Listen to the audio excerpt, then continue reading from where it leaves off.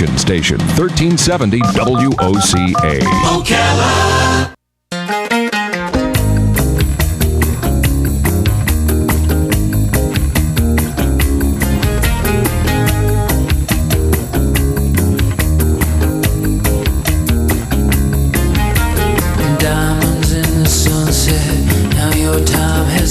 All right, 5 minutes after 10 o'clock. Thank you for tuning in. We are at the back door of the holiday season, right? The back door. It's just about ready to start, and this year Hanukkah arrives, I should say, a little bit earlier than usual. In fact, it is synchronized with Thanksgiving this year, which is kind of cool. Yep. At least from my perspective. I suppose most people agree with that. Our next guest has written a book called Hanukkah in America, and yesterday on the gardening show, we were talking about which flowers are good, like if you have a Jewish friend and you want to give a Hanukkah plant or something like that. So the gardening lady, Carol Ann, didn't really know. So we looked it up on Google, and there are actually a couple of plants that I guess would be appropriate for Hanukkah, and some that kind of cross the religions, I guess, like the poinsettia and things like that. Most of them were blue, though. Most blue and white were the colors, I noticed.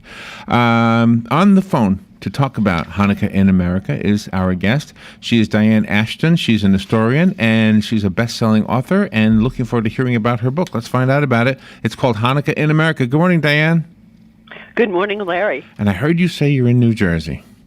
Yes, I am. So thank you for getting up on we're on the East Coast, too. Thank you for getting up to be with us today. I almost said getting up on the East Coast. Yeah, I'm sorry.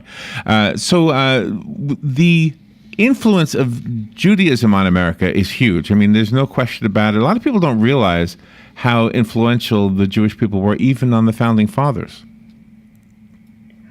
I guess that's true. I think probably more influential on the Pilgrims, who were very concerned with living like ancient Israel and considered themselves ancient Israel in a new form.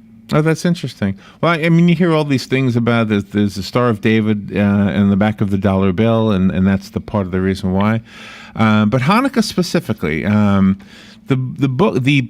book hasn't arrived. I know that Robin told you that already, but the paperwork that was sent to introduce us to the book mentions a couple different cultures in our country where Hanukkah is celebrated, like in New Orleans and in Cincinnati. There are different cultures, right? Well, what's happened is that Jews in different parts of the country made Hanukkah into a celebration that was particularly meaningful to their local community. This is a holiday that's celebrated primarily in homes, and so there is plenty to do to make it something that each family will enjoy according to their tastes, their favorite foods, their decorations, the games that they like. And in synagogues and community centers, it's the local community's tastes that really take over, because the Hanukkah ritual itself is very simple and only takes a few minutes. Last year, was it last year, Robin? I had the honor, we have last year. a menorah on the downtown square. And the downtown square in Ocala is a hugely important part of our community because it's where everything comes together usually. And so while there's a Christmas tree there, there's also a menorah. And I guess it's there this year. I don't know. I haven't seen it yet. But last year, anyway, the local Rabbi Hecht, invited me to be one of the people who lit the first candle. But it wasn't on the menorah. I was on the canorah. The mayor got the honor of the menorah. That's right, he did. And then he had like a food drive where he made a menorah out of cans of food. Yeah. And they had candles on them, so it was kind of fun. So I guess in a way, Ocala fits in with that same thing you're talking about with New Orleans and all the other bigger cities. Ocala has its own, I guess, way of showing the rest of us what Hanukkah's about. Mm-hmm. I think that's true. Every little community does what is meaningful to them. And I think a food drive at Hanukkah makes a lot of sense, because food is part of what we do when we celebrate. We have favorite foods because the candles are lighted in the evening at sundown, and so that's usually dinner time. So food works its way into Hanukkah celebrations. I was when I was growing up, I had a girlfriend who was Jewish, but she celebrated both holidays. Is that getting more and more common that Christians and Jewish people are marrying and then they incorporate both holidays? There's definitely an increase in the number of families between families who are formed from Jewish people marrying non-Jewish people, with usually Christians in this country, and this makes for a very festive household. But each family decides how to handle it on their own. This is new territory. Mm-hmm. Yeah, and grandma's a Muslim, dad is a Christian, and mom is Jewish. Yeah, so right. we celebrate everything at the end of the year, right? Yes. Are you still there? Did we lose you? I'm still here. Dianne? Okay. It got very quiet. So tell me about the book. You had the idea to educate us, or maybe was it to educate yourself? How did this come about? It was really to educate myself as well as to produce a book. I've been a historian looking at Jewish life in America for most of my career, but mostly I looked at the 19th century, which I think was a really fascinating and dynamic time in American history. But, of course, most Jews came to the U.S. in the 20th century. It was at the turn of the 20th century, between 1881 and 1924, that 2.3 million Jews came to the United States. And so in order for me to really understand Jewish life in America, I had to look at the 20th century. And Hanukkah has a really unusual place in American culture and in Jewish culture in the U.S. because it's the only Jewish festival that became more popular in the United States, not less. Really? This, to me, was fascinating, so I wanted to take a look at it. That is interesting. What you said earlier, too, about it being an in-home holiday, I can really see that because it seems like only recently Hanukkah has been outside of the home in places like the town square here in Ocala. Right. I think that's true. I mean, it depends on the Jewish population, how comfortable they feel making a public display of their holiday, even though Jews are supposed to publicize the miracle of Hanukkah because it's seen as such a great event. But still, if people are not feeling comfortable where they are, they're not really going to publicize it beyond their own household. Oh, yeah. I mean, we live in a world of people making judgment calls on other people because of their religion. And Yeah. I mean, nobody knows that better than the Jewish people. So, I mean, you can understand why people would want to keep it secretive. But maybe we're getting past that, I hope, at least here in America. I think in many parts of America that's true. I think Jews are feeling comfortable about that. And there have been a number of Supreme Court cases about this particular practice of putting a menorah in a public square near a Christmas tree. And the Supreme Court has ruled that when they're together like that, because they don't depict a god, they're just symbols of religious freedom. And then we're fine. We can display both of them without violating the Constitution. Oh, I didn't even know that. And it seems to me also that grocery stores are more accommodating to the Jewish tradition because they have all of the things needed to make the Jewish feast for the celebration. That's right.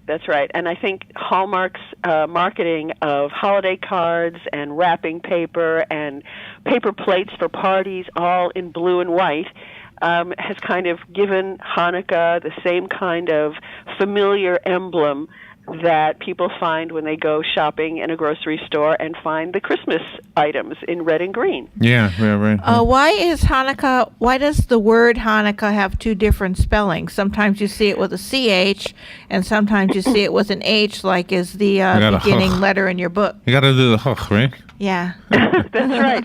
Hanukkah is a Hebrew word, but the first letter of it is a chet, which has no comparable sound in English. And so people spell it however they want to, really.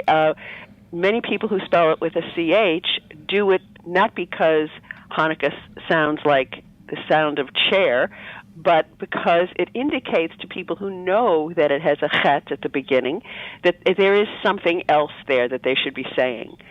But for many other people, the chet is not a familiar sound, and so it's just a simple H.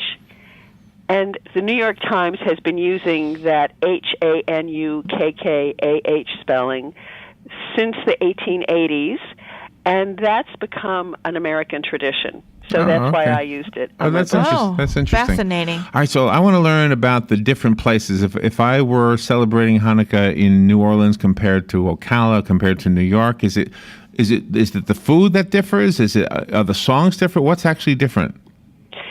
Usually, it's really just the either the flavoring of the foods. In Texas, for example, in Fort Worth, Texas, the men's club does a latke cook-off, and they sell latkes to raise money for the synagogue. And you can get those latkes either in the traditional Eastern European recipe, which is basically just potatoes and onions, or you can get it with a Southwest flavor that tastes very Mexican. And I don't think you're going to find that in other parts of the country. Sounds good. But in Fort Worth, it's very popular. Sounds good, right? So in order to do the research for the book, did you go to the places? Did you read about them? How did you do the research? Well, in some places I went to a major archive of Jewish materials in Cincinnati, Ohio.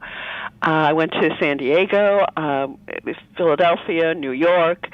But I was also able, very fortunately, to be able to get to Jewish newspapers and the records of national Jewish organizations. And so looking at newspapers from around the country and national organizations where both newspapers and these organizations encourage their readers to talk about what was going on in their own communities. And so that gave me some really wonderful windows on what was happening around the country with different Jewish communities in different time periods. Are there a lot of theatrical productions out there telling the people about the history of Hanukkah as there are the productions for the Christmas story?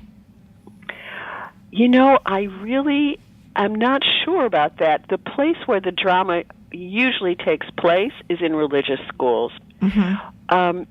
Children are taught the story of Hanukkah, and they very often will act it out in a religious school. When synagogues do their congregational festivals, they have concerts, but they also will very often have the children of the congregation act out the story of Hanukkah. So the songs in the concert, the songs that they choose for their concert, then, is that sort of like an opera that depicts the story through song, or is it something different? Well, very often the songs will talk about the Maccabees, the miracle of the oil, how God saved us. So there'll be more thematic kinds of songs rather than stories that are operatic. Oh, okay. You know what occurred to me when Robin was asking about the plays and the other, I guess, theatrical presentations is the cartoon, the Charlie Brown cartoon where they do the Christmas story. The Jewish counterpart to that is the Rugrats. The Rugrats did, and this is yes, they did. And this because I'm a very well-read person because I watch Rugrats or something. But anyway, Rugrats did an episode where they kind of did the story, the Hanukkah story. I don't know if anybody remembers. It's wonderful. That. It's really become. I think that's a marker of how much it's become a part of American culture. Yeah, and it makes sense. I mean, that's one thing I love about Rugrats is that it's telling the children who watch it, the real world that they live in. That's what I think. Yeah.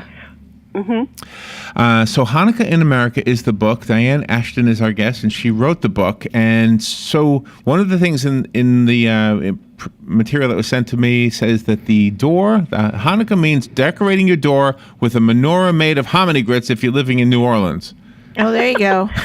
How do you do that? Yeah. This I found in the records of the Women's League for Conservative Judaism in actually it was during the Depression. Some women who were members of both the Garden Club of New Orleans and members of the Women's League for Conservative Judaism would decorate their homes. That's not unusual for people to decorate their homes for Hanukkah, but they did it on the front doors, and that was really unusual. I thought it was marvelous because this was not something for the family, but for the family to convey to their neighbors. Yeah, makes sense. So they would use very humble objects, dried macaroni, Mardi Gras beads, beans, hominy grits, and out of this they would make menorahs, Torahs, symbols of Moses receiving the Ten Commandments on Mount Sinai, it would take the whole door. So they would cover the door with either brown paper or wrapping paper, and then create these images on the door, gluing it onto the covering. But it wasn't just the image. Next to the door, they would put a sign that explained the images. So this was really conveying something about Judaism to their neighbors who were not familiar with Judaism. And I thought this was really a marvelous indication of how comfortable they felt living in New Orleans. Yeah, we have a local rabbi who comes into the studio regularly. In fact, he's coming next Wednesday. Mm-hmm. He's going to be here next Wednesday, and he's a young man, and he's relatively new to us, maybe 3 or 4 years. Mm-hmm. And before he was our go-to rabbi for the show, we had another rabbi, and he passed away. And I remember. I wanted to make sure that we included rabbis in on the discussions we had during the course of the year, not just this time of year, by the way, but just for all of the different holidays, because I feel like it's important, because it's part of America, it's part of our culture. And so when Rabbi Sam passed away, he was the first rabbi we developed a relationship with. And then we found Rabbi Hecht, the new rabbi, Rabbi Yossi, his first name, Yossi is Hecht. When he first came in, he was a young guy, and I felt like he was a little standoffish. I was like, "Oh man, I gotta make sure he knows that I'm harmless, and that we really just want to have fun with him, and at the same time learn a little bit." And maybe that's part of what the neighbors with the front doors are trying to do is just make it's harmless, and we want to have fun, and this is our celebration. I think you're right, and I think that the fact that Hanukkah is a very joyous occasion. And a family celebration makes it the kind of thing that people don't need to be afraid of. It's not something unusual. And in fact, it's very like the Christmas celebrations that Christians enjoy in their homes among their families. That's right. And I think that people can speak to each other and talk to each other and realize that we have a lot in common. So tell me, who are you getting feedback from regarding the book? Are you getting it from Jewish families or non-Jewish families? It's actually too soon for me to know. The book just came out. Oh, okay. A few weeks ago, actually. Okay. Just in time for the holiday. So I was very pleased to see a write-up in it in the New York Times, write-up about it in the New York Times, but I really have not had a lot of personal responses. People who've bought it, who know me, have said, "Oh, it looks wonderful, I can't wait to read it," but that's as far as I've gotten with feedback. Uh-huh. The rabbi usually brings me a little dreidel every year. Yes, he does. Not that if he's listening, not that I'm looking for. You don't have to bring me anything. Or he brings me jelly donuts. He doesn't call them jelly donuts. What does he call them? Yeah. What are they called? Sufganiot. Sufganiot, yes. I call them jelly donuts. They're very popular in Israel. Apparently, yeah. He brings them in every now and then. Yeah, we've developed a really good relationship with him, and in fact, we went to our very first Upshurnish, is that what we'd say? Where they cut the 3-year-old boy's hair? Yeah. Have you ever been to one of them? I have not. No? I didn't even know that this was a tradition. They don't cut a little boy's hair until he's 3.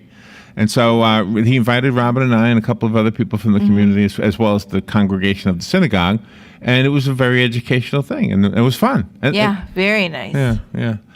And the little boy went from looking like a little girl to a little boy. Yeah. Right. And Robin even got to cut a lock of hair.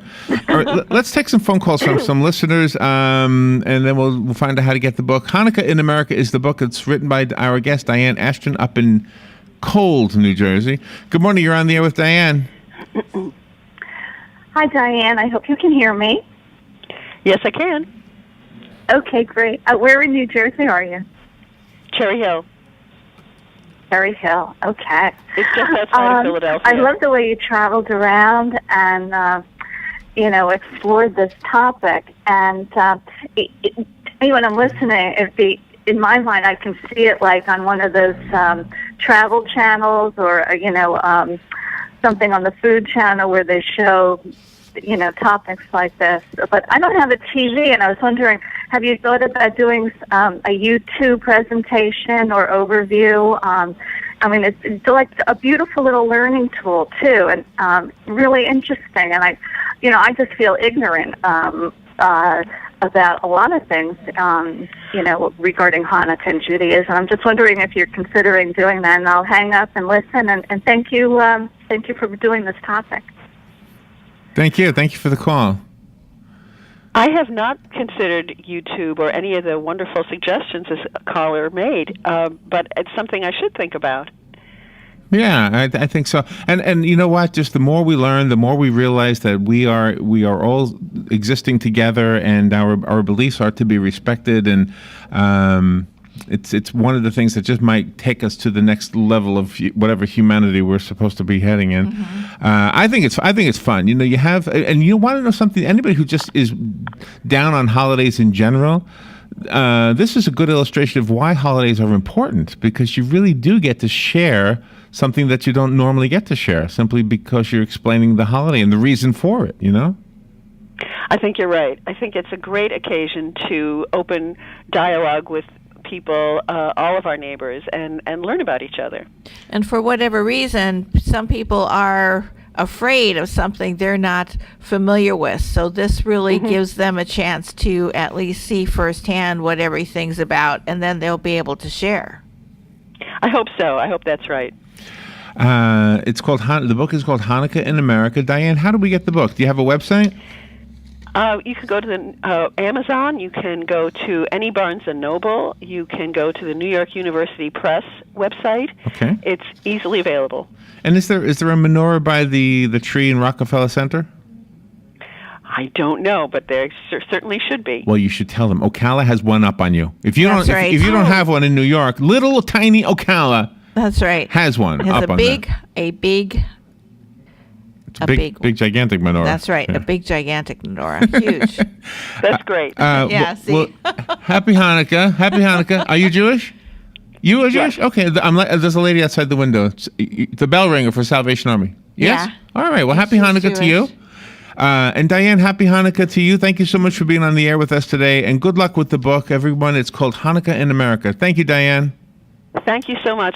All right, thank you. We'll take a little break and we'll be right back. Hi, Robin. You look tired. I am. I've been running all over town. Why? Why not drive? I need to get this stupid document notarized. Well, that's easy. You need personal service. Duh, that's what I've been looking for. You need to go see Mark at the Personal Service Center. He can notarize that for you, make copies, fax it wherever, or send it out in the mail. Heck, he can even scan it and email it for you. Really? Where is he at? 2375 Northeast 25th Avenue, on the corner of Northeast 25th Avenue and 24th Street. You can call him at 789-6683.